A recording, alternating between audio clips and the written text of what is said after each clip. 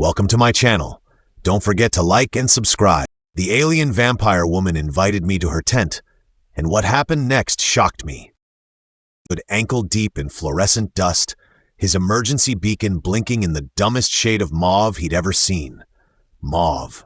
Why not crimson or danger red, or better yet, functional green? The thing chirped sadly, like it had already given up on him. He sighed, slapping the side of his helmet, which did absolutely nothing except remind him he was sweating under 50 pounds of space-grade insulation.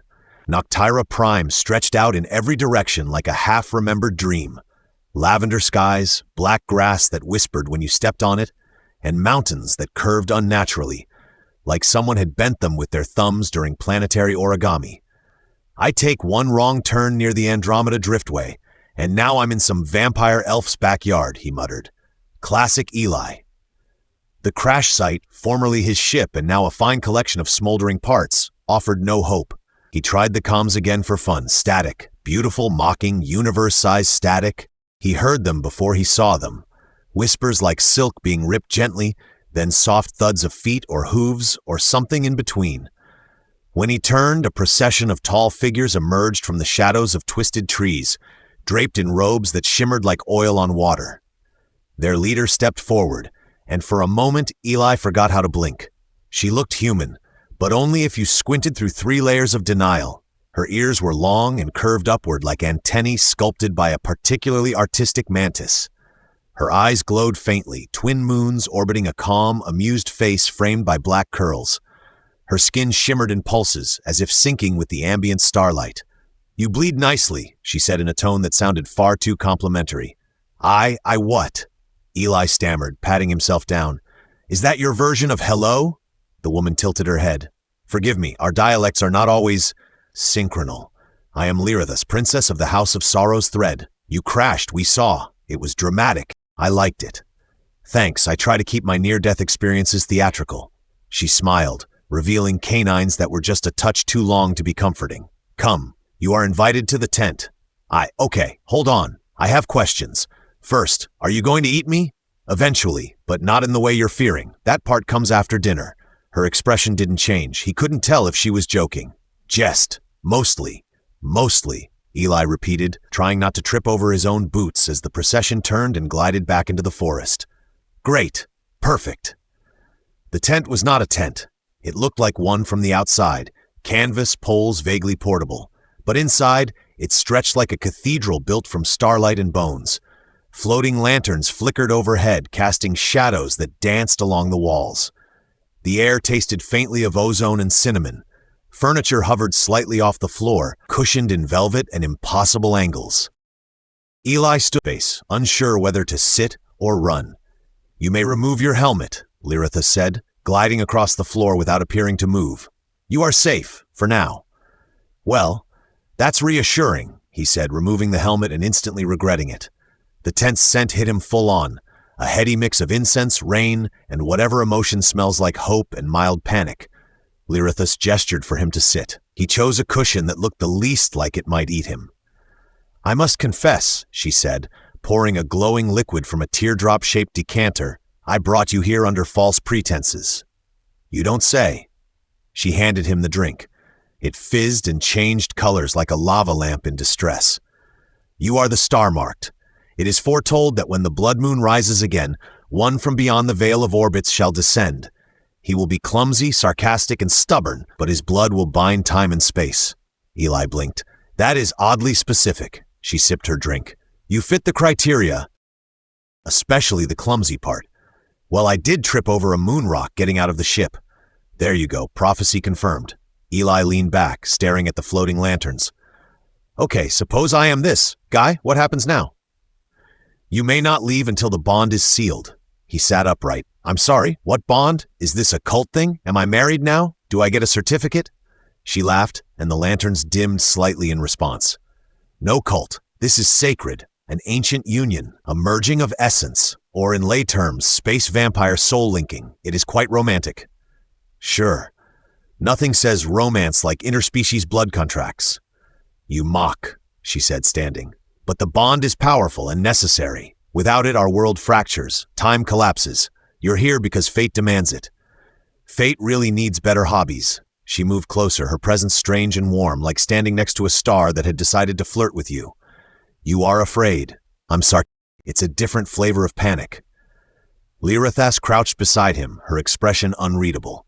You may choose. This is not enslavement. But if you leave, the tremors will grow. The rift in our time will widen. Eventually, it will reach Earth. Eli swallowed. You're saying my blood holds the thread of two worlds together? Among other things, she whispered, brushing his wrist. You have a good pulse? I jog sometimes? She smiled again. You have until the second moon climbs. Then we begin the rites. Until then, rest. Eat. Try not to explode. This tent is old and has opinions. Of course it does, Eli muttered, watching a cushion shuffle away from him in what he swore was disdain. As she walked away, Lira'thas hummed softly, and the entire structure shifted in rhythm. Eli lay back against a slightly less judgmental cushion, staring up at the flickering lights. Stuck on a planet with a beautiful vampire princess, a prophecy he didn't ask for, and furniture with somewhere out there, fate was laughing its metaphysical butt off. And the worst part? Part of him already liked it. Eli woke to find a spectral spoon floating 2 inches above his nose. It wobbled slightly, like it wasn't sure if it wanted to feed him or joust. He stared at it, then rolled over and groaned. Good morning, came Lira'thas's voice from somewhere behind a curtain of translucent vines that now separated the tent's chambers. The tent tried to cook you breakfast? I advised against it. Good call, Eli mumbled, sitting up as the spoon hovered away, dejected. Was it planning to cook with me or as me? That remains ambiguous. Eli took stock of his surroundings. The tent had reconfigured itself overnight. What had once been a lounge of glittering shadows now looked like a cozy breakfast alcove, complete with floating teacups, a singing kettle, and a table that appeared to be writing poetry about jam. I still can't decide if this tent is magical or deeply bored. Why not both? Lira'thas emerged in robes stitched with fragments of shifting light. She moved like someone who'd never once tripped over their own shoelaces. It responds to intention, emotion, the occasional moon phase. Eli scratched his head. Well, I intend to find coffee. My emotions are sleepy, confused, and 37% terrified. I can work with that, she said, handing him a cup. It shimmered and hissed like it might try to bite him, but after a cautious sip, Eli was delighted to find it tasted like strong espresso laced with a memory of campfires. So, he said, rubbing his eyes, about this blood-bonding ritual thing. You said I had until the second moon climbs? Yes, approximately 19 Earth hours. She poured her own drink, an iridescent swirl of reds and silvers that smelled faintly like ozone and revenge. We will use the time to prepare. There are rites, tests, symbols to align. Tests? Eli blinked. I didn't study? You're not meant to pass them, she said cheerfully. You're meant to survive them. Oh, good, he muttered. Survive the test so I can marry a vampire alien and prevent temporal implosion. You know, normal Tuesday stuff. Lira'thas raised an eyebrow. Your sarcasm is strangely comforting. It's my primary defense mechanism, that and running away screaming. Unwise. The whispering planes amplify panic. You'd become a musical instrument. What kind? A wind flute, probably, depending on your lung capacity. The first test was the path of seeing. Less a path and more a moving platform suspended above a field of floating memory orbs. The moment Eli stepped on, one of the orbs floated up and projected an image. Young Eli at age 7, sobbing a broken telescope. Oh no, he groaned. Is this the greatest hits of your most embarrassing moments challenge? Yes, Lira'thas said serenely, walking beside him as if gravity was a suggestion. The path reveals who you were, who you are, and what you most fear. Another orb lit up. Eli groaned louder as it showed him tripping during his university speech and launching a datapad into a professor's soup. The next orb pulsed ominously, but hesitated before revealing itself. I don't like that one, Eli muttered. That's your future, Lira'thas said. It's shy. He made it across with minimal emotional scarring, though one of the orbs did show him in his old boxers singing show tunes into a hydrospanner. Lira'thas promised not to mention it if he agreed to stop humming during dinner. The next test was the negotiation of the bone chair. A throne constructed from the rib bones of extinct space leviathans waited in the center of a cavernous chamber, surrounded by a dozen projection avatars of ancient Dreyalari leaders. Each avatar asked a question. Eli was given one rule. He could only answer in metaphors. "So," said the first avatar, "why should you be permitted to bond with our princess?" Eli took a breath. "Because I'm the spatula in the interstellar kitchen of fate. I don't know what I'm flipping, but I'm already in the pan." The second avatar tilted its head. "What is your view of sacrifice?" "Like overcooked noodles," Eli replied. "Sticky, unwanted, but sometimes necessary if the sauce is right." Lira'thas watched from the edge of the chamber, clearly amused. When he finally passed, largely he suspected because the avatars got bored, she greeted him with a small, toothy smile. "You speak nonsense fluently. It's my third language, right behind Earth Common and Desperate Begging." They returned to the tent, where the ceiling now displayed a slow dance of stars shaped like animals Eli had never seen. Luminous serpents, winged deer, and one suspiciously familiar rubber duck constellation. "That one's new," Lira'thas admitted, noticing his gaze. "I'm contagious," Eli said, flopping onto a hovering couch. She sat across from him, quiet for a long moment. "You joke often, but I sense pain underneath. I mean, sure. Doesn't everyone of emotional rubble? Mine's just color-coded and alphabetized."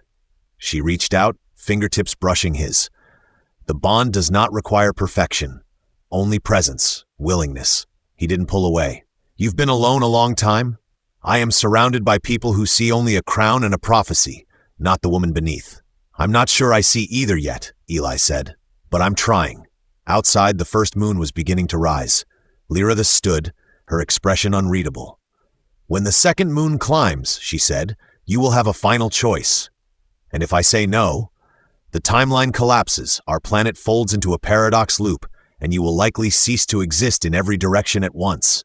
So, no pressure. None at all."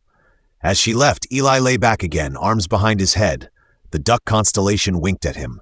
The tent's floor hummed gently, as if approving his resilience. He still wasn't sure how he'd gotten here. He wasn't sure where here even was. But for the first time in a long time, he wasn't looking for a way out. He was looking for what came next. Eli stood at the edge of the ceremonial field, staring at what looked like a giant jellyfish suspended in midair. It pulsated gently, translucent tendrils swaying in a rhythm that suspiciously resembled interpretive dance. "This is the rite of symmetry?" he asked, shielding his eyes from a nearby flickering orb labeled "Do not stare directly into dimensional fold." He stared anyway, because of course he did, and immediately felt like his thoughts were speaking German. He didn't speak German. Lira'thas stood beside him, calm and unreadable as usual. "This is the sync node. It will analyze the balance between us." "Balance," Eli repeated, "as in compatibility? As in mental alignment, emotional symmetry, and hormonal resonance. It measures how many of your thoughts I can tolerate before wishing for silence." "Well, good luck with that," he said, trying to adjust his collar. "My thoughts are basically a hamster on a wheel made of bad decisions." "The node prefers honest chaos over artificial order," she replied, stepping forward as the jellyfish thing let out a low hum and flicked a tentacle toward them. Eli hesitated. "So, do we just walk in?" "You let it scan you, and do not sneeze. If you sneeze, it thinks you're issuing a territorial challenge." He opened his mouth to reply, but was cut off by the tentacle tapping his forehead lightly. A strange warmth flooded his skull, like his brain was being wrapped in microwaved velvet. Visions followed, flashes of Lira'thas's thoughts, her memories braided into his own. He saw her sitting alone in a starlit chamber, sketching constellations that didn't yet exist. He saw a child version of her running through data fields, laughing as coded butterflies followed her. He felt her rage when an elder told her the prophecy defined her life. He felt her fear of becoming nothing more than a symbol. In return, she saw him botch a job interview by mistaking the interviewer's pet for a decorative pillow. She saw him sleep through asteroid impact drills and get promoted because of it when the drills turned out to be false alarms. She saw the night he stayed up crying over a broken family photo before shoving it into a drawer and swearing he didn't care. Then it was over. The tentacle retracted. The node let out a pleased bloop and changed color from pale blue to fuchsia plaid. "That's a good sign?" Eli ventured. "Fuchsia plaid is extremely rare. It indicates chaotic harmony." "I always knew I'd be a chaotic something." They were led next to the chamber of binding threads, a room made entirely of vibrating lines of light. Each thread represented a potential future. Touching them, Lira'thas explained, would reveal fragments of what might come from their bond. Eli reached out and immediately flinched as a vision hit him. Him and Lira'thas standing on a ship bridge, yelling at a talking plant that was demanding universal citizenship. Another thread, the two of them holding hands as twin suns rose over a newborn star colony. A third showed him older, gray in the beard, still making bad jokes, still trying to flirt, still being loved. He turned to her. "I saw you in all of them." She nodded. "The threads adapt to strong probabilities. And you?" "I saw us piloting a diplomatic cruiser into a wormhole made of regret.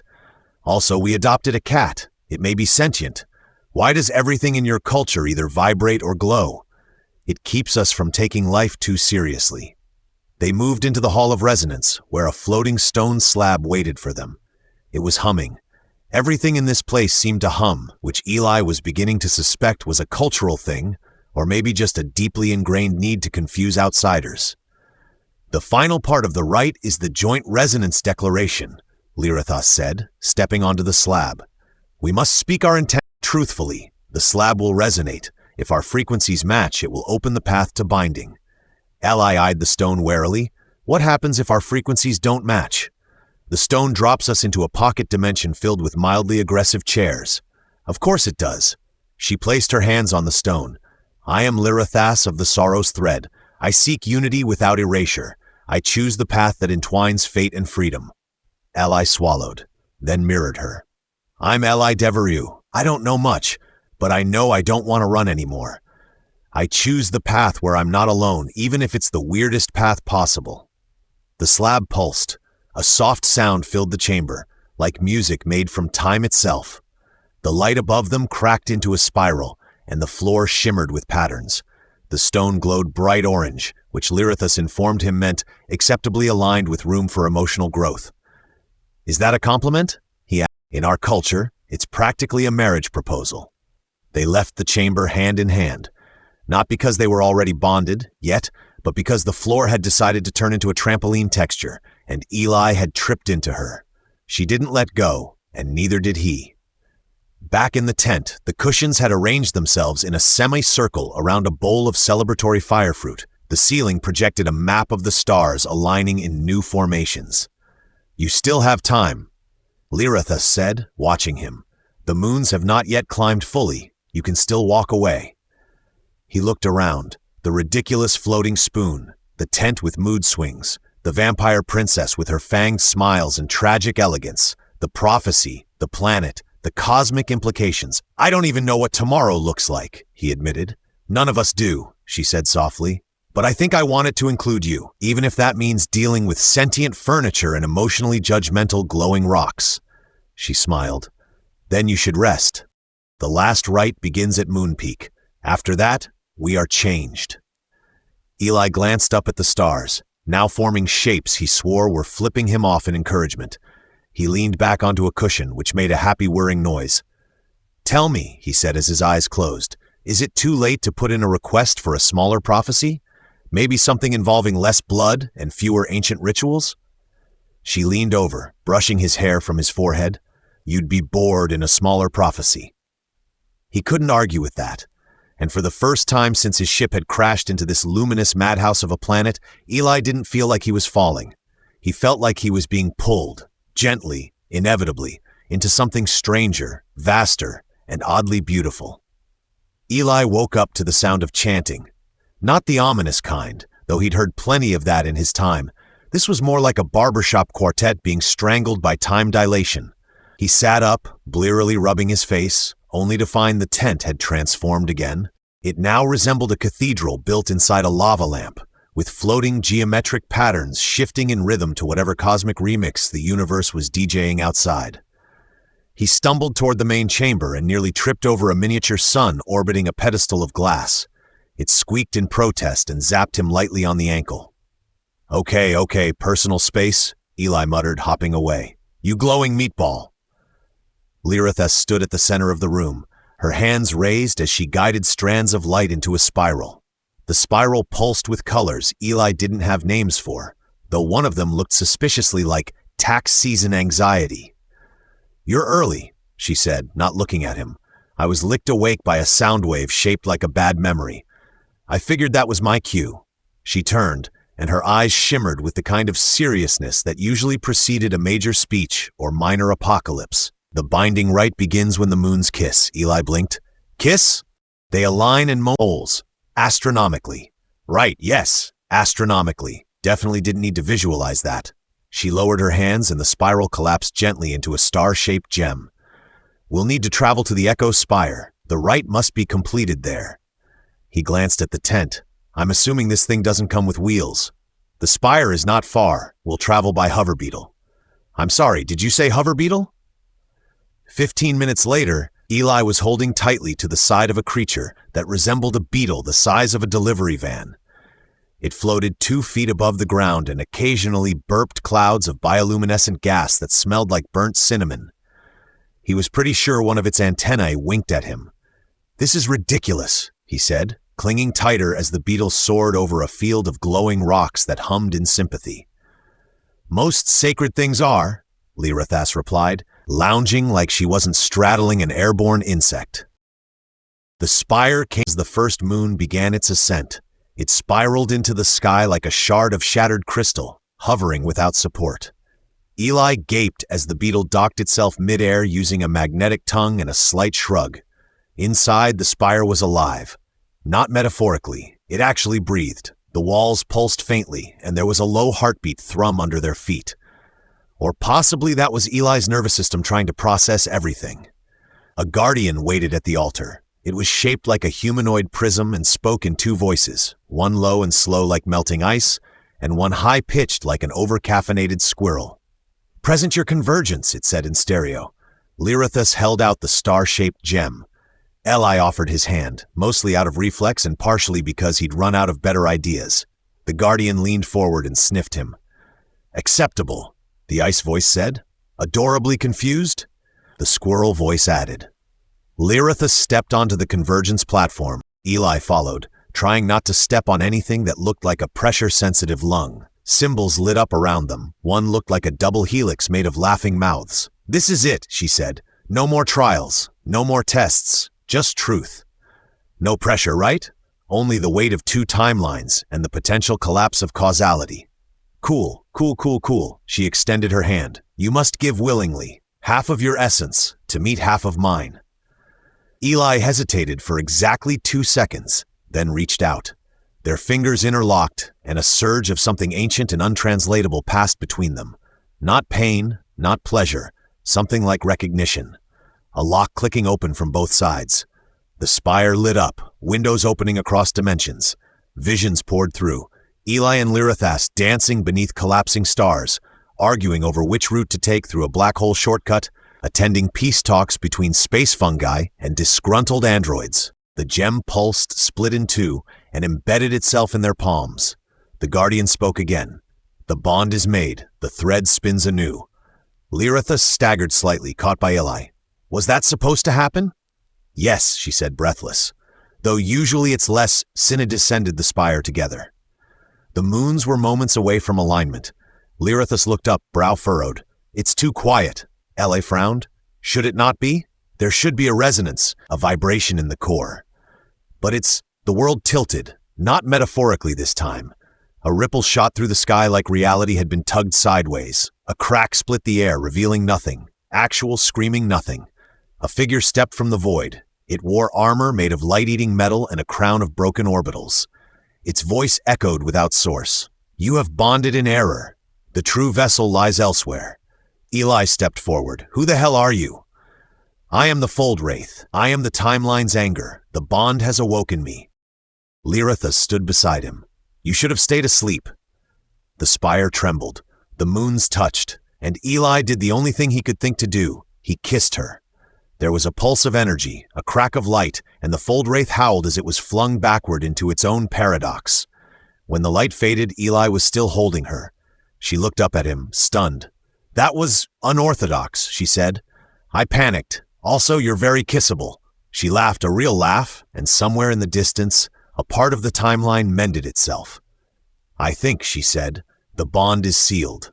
Let's just hope the universe doesn't need a second date. Eli sat on the edge of the spire platform, legs dangling over what appeared to be an infinite kaleidoscope of temporal probability. Below, threads of potential lives flickered like lazy fireworks. Next to him, Lira'thas adjusted the miniature sun that now floated gently in her lap, occasionally hiccuping and spinning in place. It had imprinted on Eli during the rite and now refused to leave his side, which was flattering in a radioactive pet kind of way. "So," he said, "what happens now?" "You exist in 3 timelines simultaneously," Lira'thas replied, nonchalant. "You'll experience occasional déjà vu, mild quantum nausea, and the ability to remember things you haven't done yet." Eli blinked. "That explains why I suddenly know how to juggle flaming fruit. Also, I'm now 90% sure I owe an apology to a sentient volcano." "You'll get to that eventually," she said. "It forgives easily if you offer coconut milk and compliments." A few steps away, the Foldraith's residue flickered like a dying signal. Contained within a prism of refracted logic, it hissed once more before dissolving into narrative dust. Eli had asked if it was truly gone, and Lira'thas had answered, "It exists only in unresolved timelines. Ours is resolved." "Nice," he'd said. "So we're safe unless someone publishes an unauthorized..." The Drayalari Council arrived by hovering thrones that emitted judgmental tones every time someone spoke too loudly. The eldest among them, a being composed of braided data strands and suspicious blinking lights, offered Eli a ceremonial sash made of woven starlight and implied responsibility. "I'm flattered," Eli said, "and also deeply underqualified." "You prevented collapse," the eldest replied, "and introduced sarcasm to our culture. That qualifies as leadership." Lira'thas stood beside him, radiant in a way that defied science and made metaphor jealous. "You brought possibility where we had only prophecy. Pretty sure I just tripped into greatness and made out with it." "That too," she agreed. They returned to the camp by hover beetle. Eli had started calling it Steve, and were met with cautious celebration. The tent had rearranged itself into something between a banquet hall and a dance floor. One of the cushions tried to propose marriage to Eli, which he politely declined. During the feast, he was gifted a drink that fizzed in reverse and tasted like a memory of laughter. Lira'thas gave a speech that included the phrase "dimensional courage" and pointedly referred to Eli as the paradox who stayed. Eli tried giving a speech too. He started with, "Hi, I'm still not entirely sure if I'm dreaming," and ended up telling the story of how he once got stuck in a restroom on Mars because of a malfunctioning AI soap dispenser. The Drayalari considered this the height of wisdom. One of the elders wept openly. Later that night, under a sky rewritten by choice rather than fate, Eli and Lira'thas sat quietly outside the tent. The moons had finished their dance, the stars were slightly misaligned in a way that made constellations spell new names, and the universe felt lighter. "You could return to Earth now," she said, not looking at him. "The bond does not imprison." "I know," he replied, "but Earth's got plenty of cartographers. I think this planet needs someone to document everything, especially the sentient soap dispensers. We'll make a place for you. You already did." She smiled, and for once it wasn't laced with mystery, melancholy, or the weight of 500 years of blood moon expectations. It was simple. "True." "So," Eli said, stretching, "what's next?" "A summit with the Jelly Accord. They wish to discuss joint time-sharing rights." "Do I have to bring a gift?" "They appreciate glow sticks and unfiltered honesty." "I can do both," Eli said. "I've got a duffel bag full of regrets and an embarrassing dance move called the Chrono Shuffle." "Then we'll go together." He stood, offering her his hand. "No more prophecy," he said. "No more prophecy," she agreed. "Just choice. Just choice." They walked toward the tent, where laughter echoed and food hovered in invitation. Above them, the stars realigned again, this time spelling out nothing but silence and open roads. Somewhere in the distance, the future took a deep breath and smiled